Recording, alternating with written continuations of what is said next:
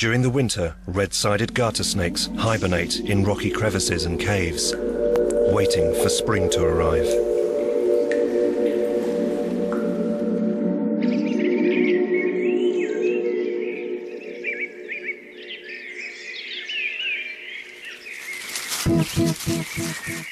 Once it does, they emerge in huge numbers.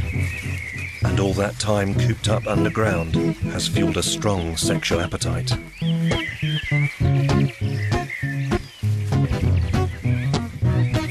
Spring is definitely in the air, and the snakes immediately start to have sex.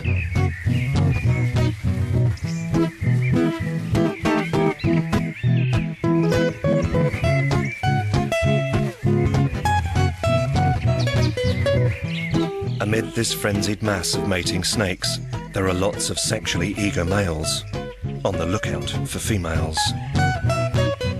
Or rather, using their noses to search for feminine scents. 98% of these snakes are male, so how do they manage to find the females in all the confusion? Size is one way. Females are bigger than males.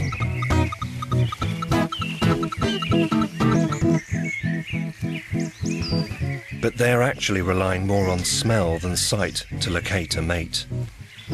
In this tangle, it may be the most reliable way of working out which head belongs to which tail.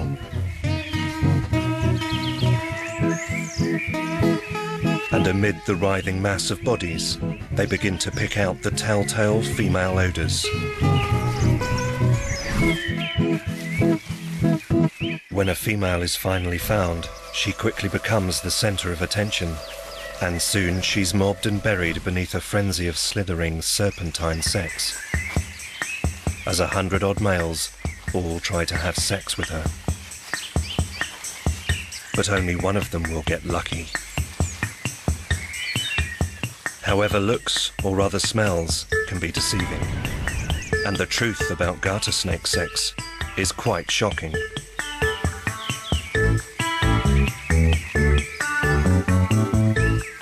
Nearly 15% of the snakes these horny males are trying to seduce are also male. Have their noses let them down? Or is there something suspicious going on? But they're female in smell only. Underneath the heavy perfume, they're all male. Their deceit is a clever sexual strategy. In the chaos of a mating ball, the feminine scent they exude diverts the attention of their male competitors, leading them down a blind alley. As things get more hectic, they get more confusing.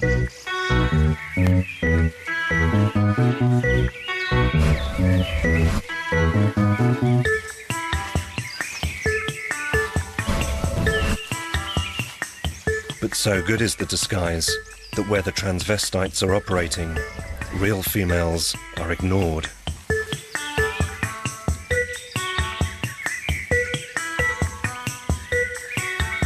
So these she-males can get closer to the real females, close enough to mate. They score time and time again. But if the success rate of this strategy is so good, why don't all male garter snakes try it?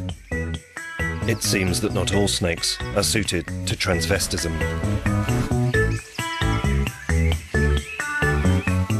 To keep the illusion going, a committed transvestite is forced to spend valuable time fending off hordes of overexcited males. And being mobbed by a sex-starved gang can be exhausting. So while male versus male competition actually created this transvestite roleplay, it also placed a limit on its value and how common it is as a viable sexual strategy. People have to come up to the conclusion of why did embargoes took place in the first place? The US is saying we don't want authoritarian regimes to take place in Latin America, so we're going to put an embargo as a soft power measure not to initiate a war in order to tear down the violence. But also at the same time, they say they don't want a socialist government to be in power, because socialism doesn't work. So they have to choose one of the two. Either socialism doesn't work, or we need to stop socialism with embargo. Because if you say both, you're very dumb. If you as a listener, if you believe both, then you are dumb. You cannot say that. Either socialism is unviable, you know, like von Mises saying like the fatal arrogance of the socialist calculation, which is a very stupid book that I read and I promised myself never to read again. Yes, the socialist calculation is not only viable, but it's still present. And every company on earth makes calculation on demand. It's called forecast. We do forecast all the time. We are planning the economies all the time, every day. And today, artificial intelligence is planning the economy. So we live in planned economies. The difference is that the planned economies are working into the interest of capital and not into the interest of human being. That is the fundamental difference.